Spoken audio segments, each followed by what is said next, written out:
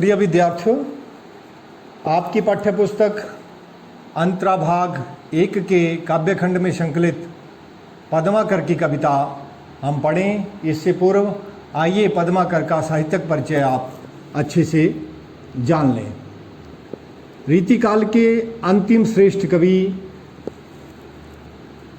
पद्माकर का साहित्यिक परिचय लेकर मैं कुलदीप कुमार शांडिल्य, प्रवक्ता हिंदी, राजकीय वरिष्ठ माध्यमिक विद्यालय पंजगाई, जिला बिलासपुर प्रस्तुत हुआ हूँ।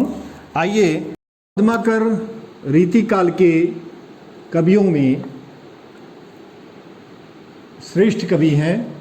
इनका रीति काल के कवियों में महत्वपूर्ण स्थान है। इनका जन्म बांदा, उत्तर प्रदेश के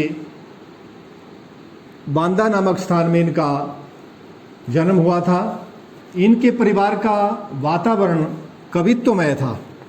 परिवार के बहुत सारे सदस्य कविता करते थे। उनके पिता के साथ उनके कुल के अन्य लोग भी कवि थे। अतः उनके वंश का नाम कवीश्वर पड़ गया था। उनके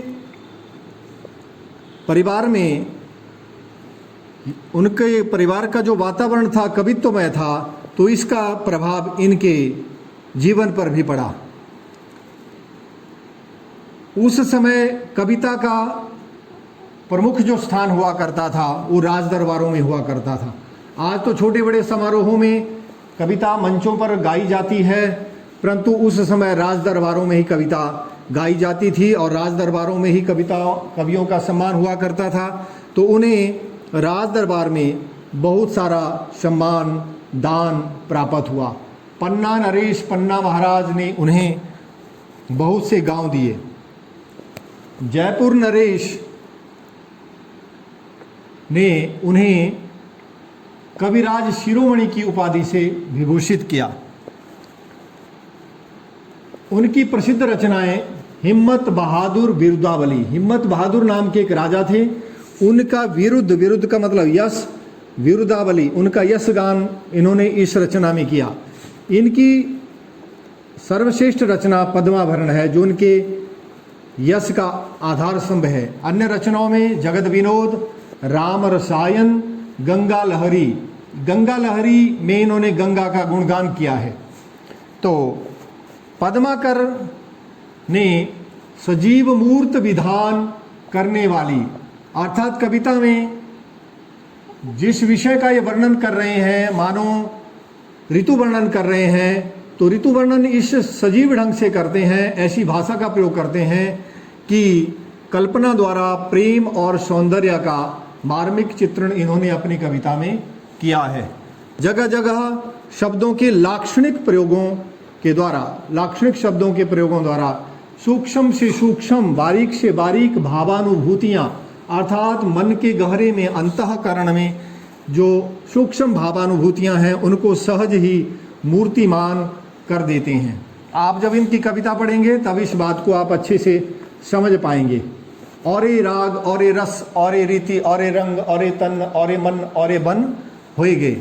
तो इस प्रकार आप देखेंगे किस प्रकार वो सूक्ष्म से सूक्ष्म मनोभावों का मार्मिक चित्रण करते हैं। उनके ऋतु वर्णन में भी इसी जीवंतता और चित्रात्मकता के दर्शन होते हैं। उनके अलंकारिक वर्णन का प्रभाव परवर्ती का मतलब बाद के कवियों पर भी पड़ा। पद्माकर की भाषा सरस, रसयुक्त, सुव्यवस्थित, उसमें बहुत ही सुव्यवस्थित है। उसमें कोई उबड़ खाबड़पन नहीं है। बहुत ही मधुर सरस भाषा है, प्रवाहपूर्ण है। भाषा में कहीं शब्दों में कोई रुकावट नहीं है। और काव्य गुण, विद्यार्थियों, साहित्य में, कविता में जो है 3 गुण होते हैं: माधुर्य, प्रसाद और ओज।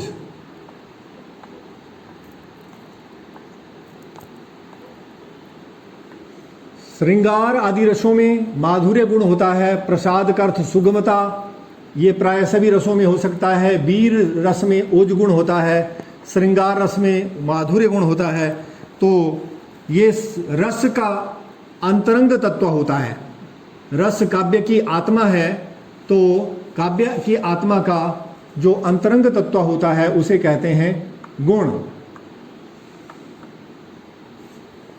तो इनकी कविता में काव्य गुणों का पूरा निर्वाह उनकी छंदों में हुआ है। गतिमयता कविता में, इनकी कविता में देखेंगे गतिमयता और प्रवाह पूर्णता की दृष्टि से उनके जो शवैया और कवित्व नाम के छंद हैं उन पर जैसा अधिकार पद्माकर का है वैसा उस समय के अन्य कवियों में नहीं था, वैसा अन्य कवियों में किसी कवि का नहीं था। भाषा पर पद्माकर का अद्भुत अधिकार था। ये संस्कृत के भी प्रकांड पंडित थे, तो अतः इनकी भाषा पर बहुत अच्छी पकड़ है। अनुप्रास द्वारा ध्वनि चित्र अपनी कविता में प्रस्तुत करने में ये अद्वितीय हैं, जिसके बराबर कोई दूसरा ना हो। पद्माकर ने सजीव मूर्त विधान करने वाली कल्पना के माध्यम से श्रृंगार, प्रेम, शौर्य, भक्ति, राज दरबार की गतिविधियों, मेलों, उत्सवों, युद्धों और प्रकृति सौंदर्य का मार्मिक चित्रण किया है।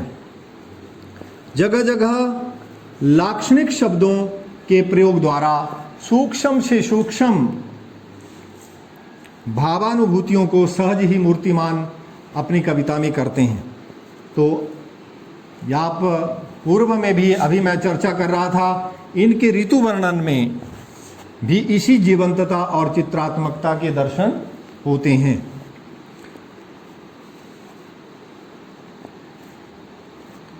पाठ्य पुस्तक में संकलित पहले कवित्व में कवि ने प्रकृति सौंदर्य का वर्णन किया है। प्रकृति का संबंध विभिन्न ऋतुओं से होता है और प्रकृतियों में प्रकृति सबसे सुंदर होती है ऋतुराज बसंत के समय। तो बसंत का वर्णन इन्होंने बहुत ही सुंदर ढंग से आपकी कविता के पहले छंद कवित्व में किया है। प्रकृति, विहग पक्षी और मनुष्यों पर बसंत के आने पर क्या प्रभाव पड़ता है, इसका बड़ा ही सुंदर वर्णन उन्होंने पहले पद में किया है। कवि ने इसमें उसी को लक्षित किया है कि बसंत के आने पर प्रकृति में क्या क्या परिवर्तन आते हैं। पद्माकर जी की कविता के कुछ नमूने यहाँ हम ले रहे हैं। देखिए, ऋतु वर्णन उनका बहुत ही श्रेष्ठ वर्णन है।